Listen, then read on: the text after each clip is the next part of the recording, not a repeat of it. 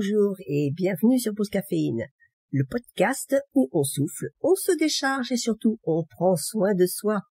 Alors je suis Nanou et aujourd'hui je te propose un moment de recul, un moment de clarté.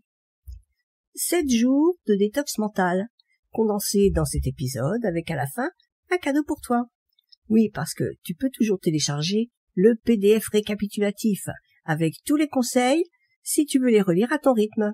Mais avant ça, installe-toi confortablement, respire, on y va jour après jour.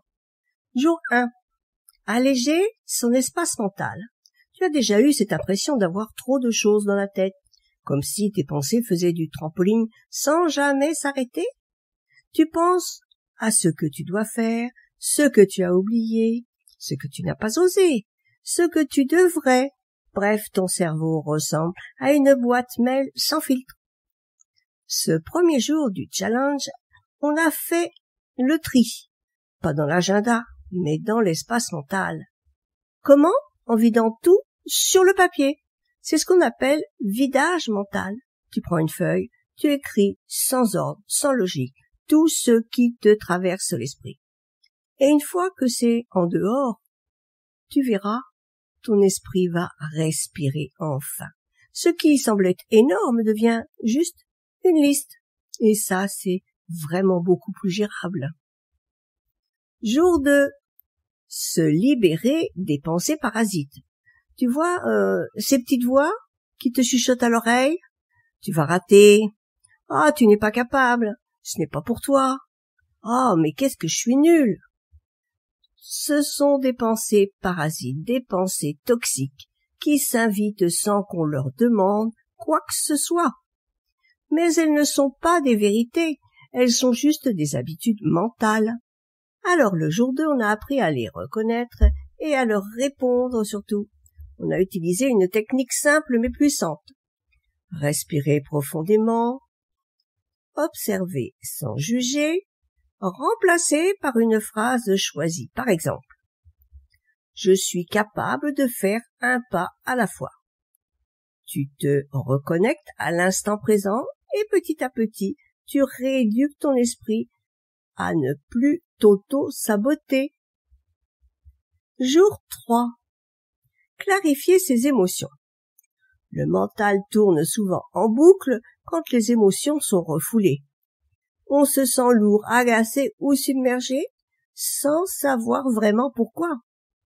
Ce jour-là, on s'est autorisé à ressentir ce qui est là, à le poser avec douceur. Tu prends un moment pour te demander « Qu'est-ce que je ressens là tout de suite ?» Et tu écris sans réfléchir « Colère, tristesse, frustration, vide, etc. » L'idée, ce n'est pas de comprendre ou d'expliquer ce que tu ressens. C'est juste de laisser sortir comme on ouvre une fenêtre pour aérer une pièce. Et après ça, souvent, on se sent plus léger, plus vrai. Jour 4, alléger sa consommation digitale. Alors là, on a touché un point sensible, le trop-plein numérique. On passe nos journées à recevoir des notifications, des infos, des images, des opinions. Et notre cerveau ne fait plus la différence entre l'utile, le superficiel, l'urgent, l'insignifiant. Ce jour-là, on a fait une pause digitale. Pas besoin de tout couper, mais 20 à 30 minutes sans écran chaque jour, c'est déjà pas mal. Et puis, c'est suffisant pour recréer de l'espace. Tu peux utiliser ce moment pour marcher, respirer, boire un thé, ou même t'ennuyer un peu. Si c'est bon pour l'imagination, pourquoi pas? Et très vite, tu réalises que le silence numérique, c'est un vrai luxe.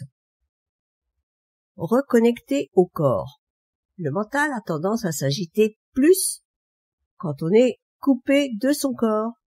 Et parfois, ce qu'on appelle stress mental, c'est juste un corps qui crie à l'aide, qu'il est tendu, fatigué, ignoré. Ce jour-là, on a repris contact avec le corps. Pas besoin de yoga acrobatique.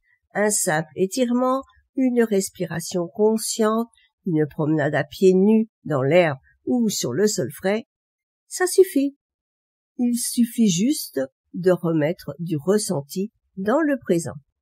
tu verras que quand ton attention redescend dans ton corps, le mental, lui, ralentit naturellement. Il sait qu'il peut se reposer parce que tu es revenu à toi. Jour 6. Reprogrammer les pensées limitantes. Tu connais ces petites phrases qu'on se répète sans s'en rendre compte? « Oh, je suis nul pour ça, je n'ai jamais le temps, je n'y arriverai jamais !» Ces phrases ont une puissance énorme parce qu'elles façonnent ta réalité intérieure. Alors, au jour 6, on a décidé de les répéter et surtout de les reformuler. Pas pour se raconter des histoires, mais pour proposer une version plus douce, plus juste, plus motivante. Par exemple, « Je n'ai jamais le temps » devient « Je choisis de prendre du temps pour ce qui compte ». À chaque fois que tu répètes cette phrase, tu creuses une nouvelle voie neuronale, plus soutenante. C'est comme de l'auto-coaching subtil. Jour 7, créer un rituel de calme. Et voilà, on est arrivé au dernier jour, celui où on ne fait pas plus, mais on fait mieux. Ce jour-là, on a mis en place un petit rituel personnel, un moment quotidien pour dire à son mental « Maintenant, tu peux souffler ». Ça peut être une musique douce, une pause café sans téléphone, une respiration carrée ou quelques mots dans un carnet. Ce n'est pas la durée qui compte, c'est la régularité. Un rituel, c'est un repère, un refuge, un ancrage. Il devient avec le temps ton espace de calme dans le tumulte de tous les jours. Nous voilà maintenant à la fin des 7 étapes de ce voyage intérieur. Tu peux les refaire, les adapter, les mixer. L'essentiel, c'est d'avancer à ton rythme. Si tu veux garder ces conseils sous la main ou les découvrir plus tard, j'ai rassemblé tout ça dans un PDF à télécharger gratuitement. Tu trouveras le lien sur mon blog Mental Détox ou directement dans la description de cet épisode.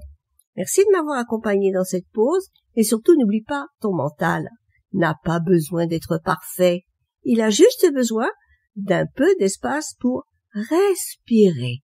Allez, à très vite.